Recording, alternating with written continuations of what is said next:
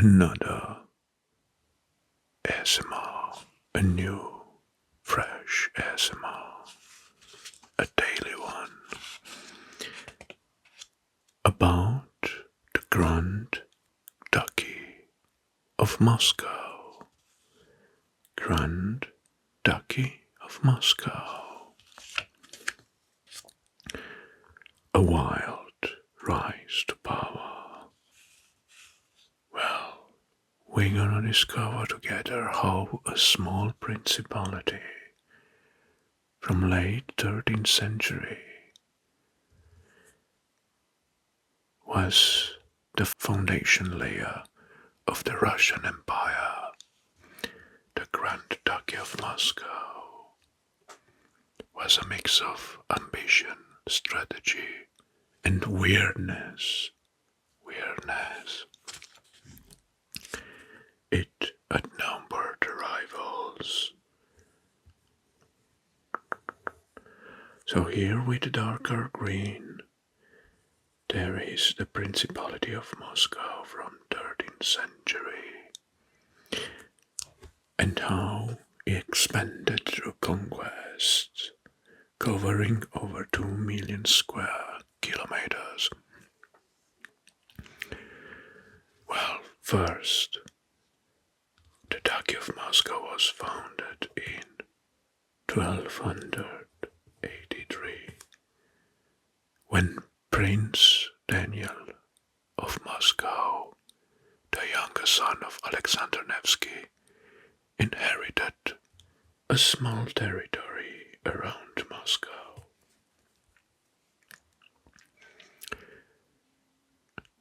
It grew rapidly, like here,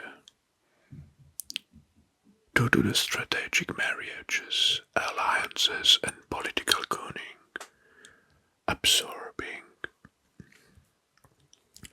other neighboring principalities and gaining power under the Ivan the First.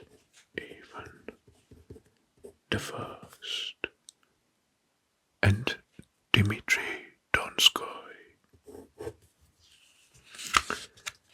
In 1380,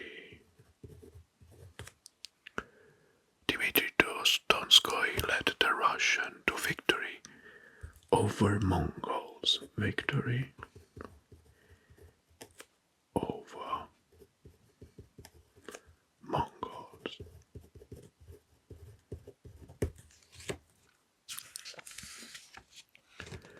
At the Battle of Kulikovo, signaling the beginning of the Mongol decline. So, Mongols decline.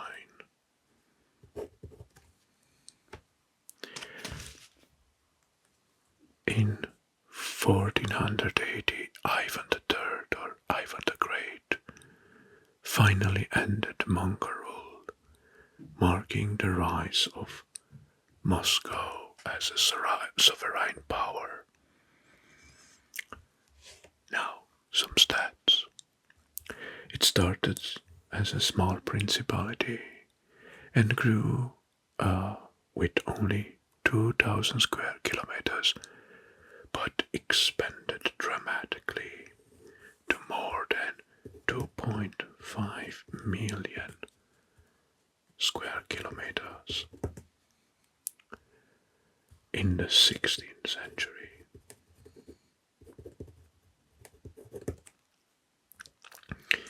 The population initially was 50,000 people, so initially 50,000 people. In between 50,000 and 100,000 people in 14th century. But in just 100 years, the population grew to over 1.5 million people in 15th century. The dynasty included famous rulers like Ivan I, Dmitry Donskoy, Ivan the Great, and Ivan the Terrible. The religion was Christian Orthodox.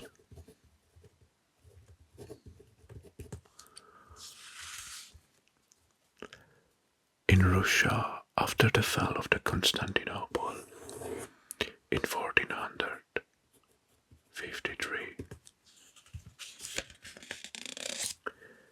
the famous Kremlin, the iconic Moscow Kremlin, was rebuilt in stone under Ivan III in the 1400s.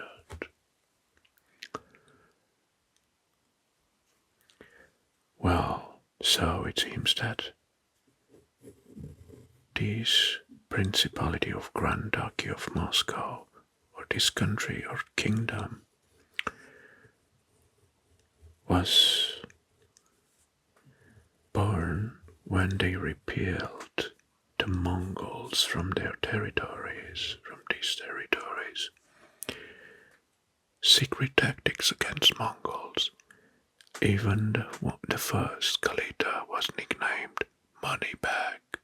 So Ivan the First was named Money Bag. Even Money Bag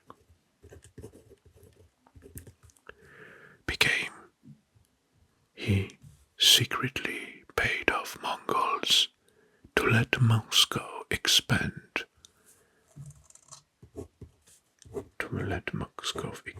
While other Russian cities suffered Mongol raids. So Ivan the First bribed the Mongols to allow his principality to expand. Marriage with Byzantine legacy. Ivan III married Sofia Palaiologina, the niece of the last Byzantine emperor, using this in advantage to claim Moscow as a third Rome. So it was named the Third Rome.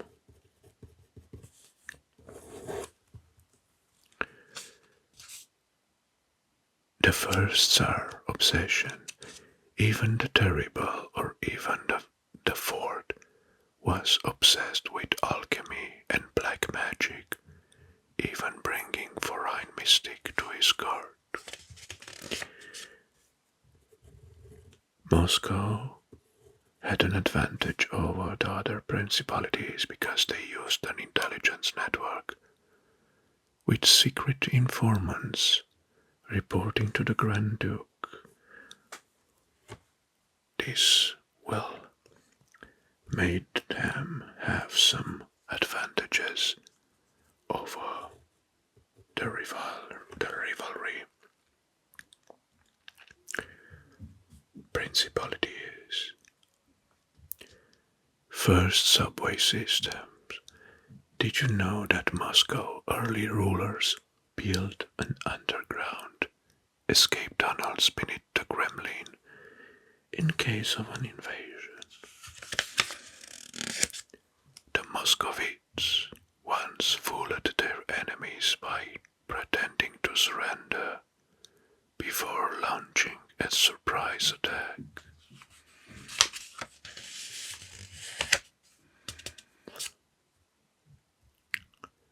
Before Peter the Great, in famous bird attacks, Moscow rulers already had strict dress and beard coats for nobles. Well, Moscow are now the silly and the quirky facts. Moscow ambassadors often got visiting foreign diplomats completely drunk before negotiations.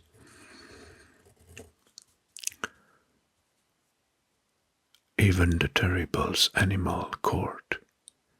He supposedly gave royal titles to his pet dogs and made them nobles.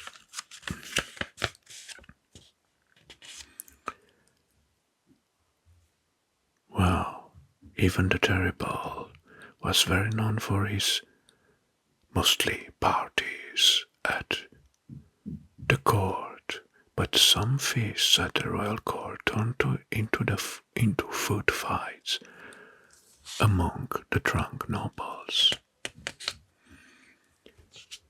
Moscow allegedly used drained cheese as alarm system to detect intruders. Now that's interesting.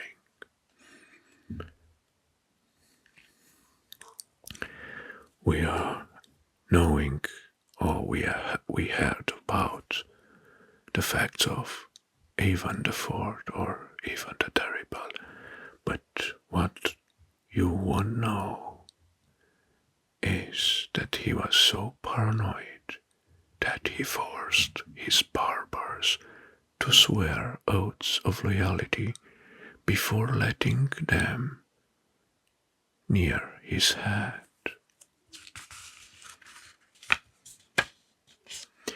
Some Muscovites believed that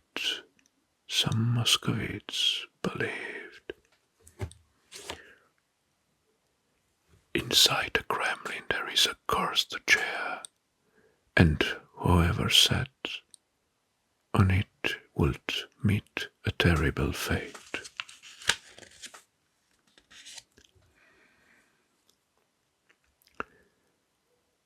Winter in Moscow was brutal, and early Muscovites tied wooden planks to horses to clear paths through the deep snow.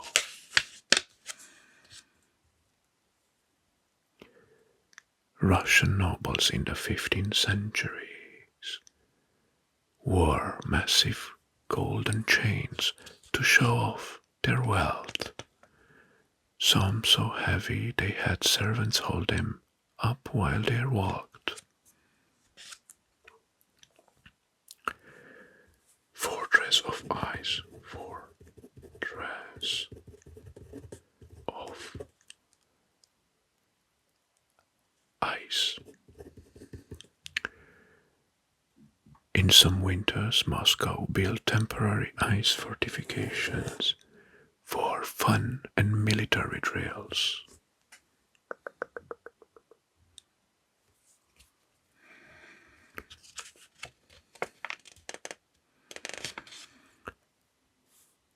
Ivan the Terrible once got so mad that he threw live animals off the Kremlin walls just to watch them fall and die. It's rumored that the Muscovite rulers trained pigeons to carry messages between castles, but they mostly just pooped on officials. Some noblemen were so scared of frostbite that they wore tiny fur hats just for their noses.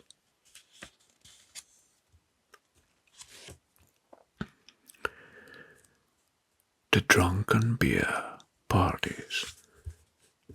Drunken beer parties. Well, some Russian nobles kept pet bears, not just for hunting, but also for entertainment at feasts. And sometimes they give alcoholic drinks to the bears, making them drunk. First anti-traffic laws. Moscow had traffic jams with horses and carts. Some streets were one way only. If you went in the wrong way, you could be fined in vodka instead of money. Vodka.